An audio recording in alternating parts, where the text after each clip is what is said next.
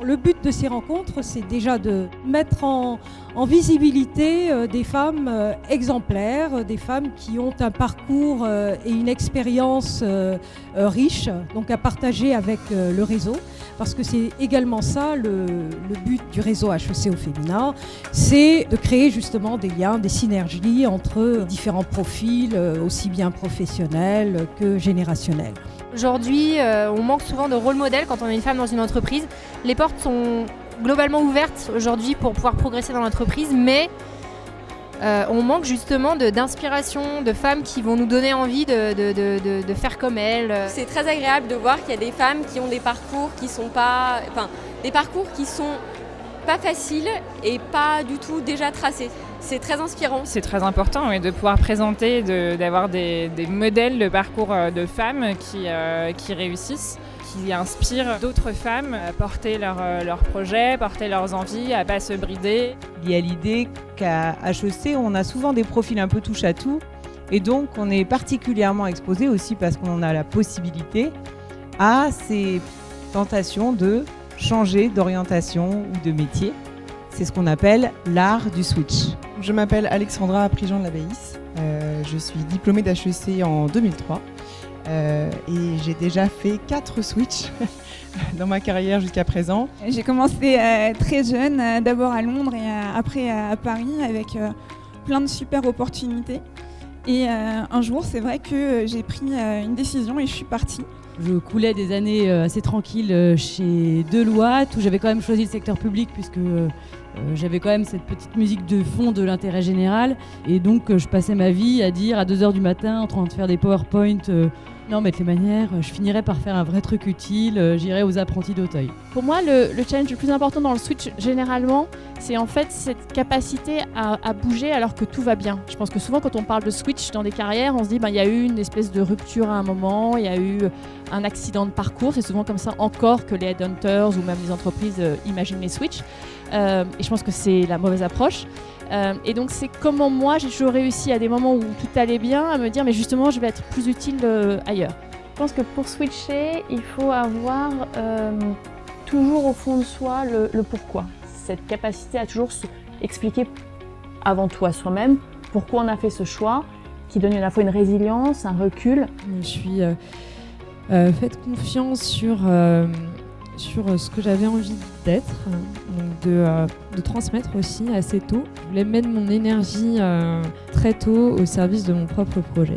Voilà, il faut être, je pense, optimiste et aussi déterminé et ne rien lâcher. Je pense qu'on ressent un peu une urgence quand on a une idée en tête.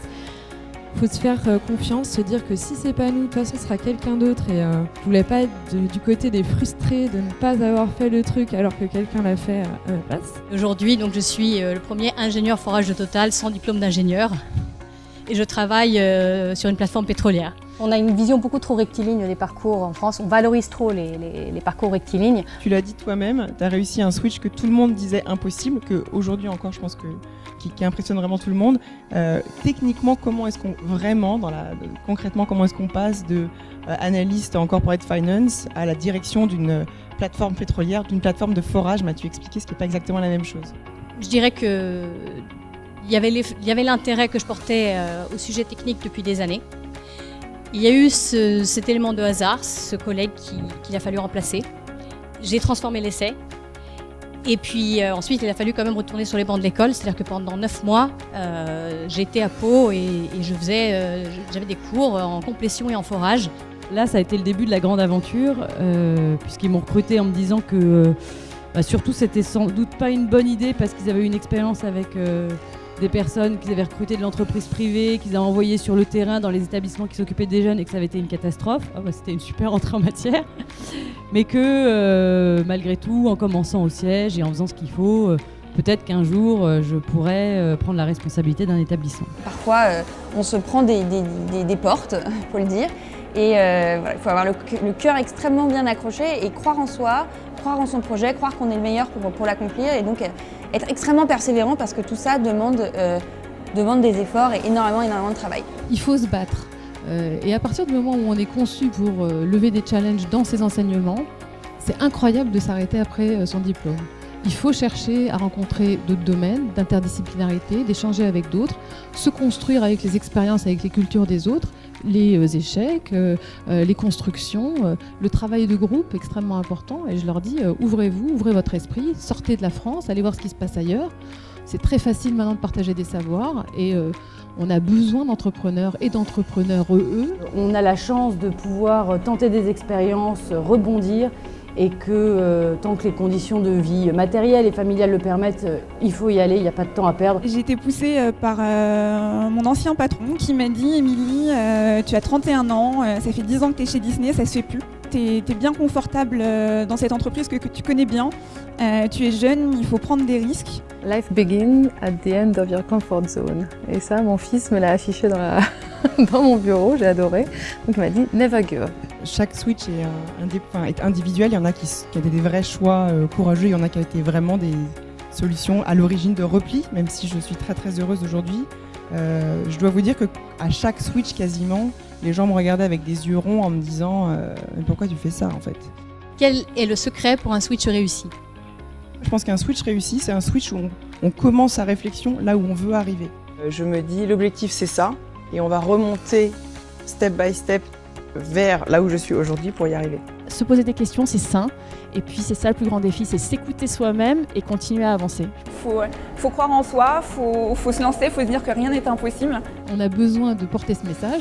Soyez entrepreneurs, filles, garçons, et bougez-vous. Voilà. J'ai trouvé que c'était très inspirant.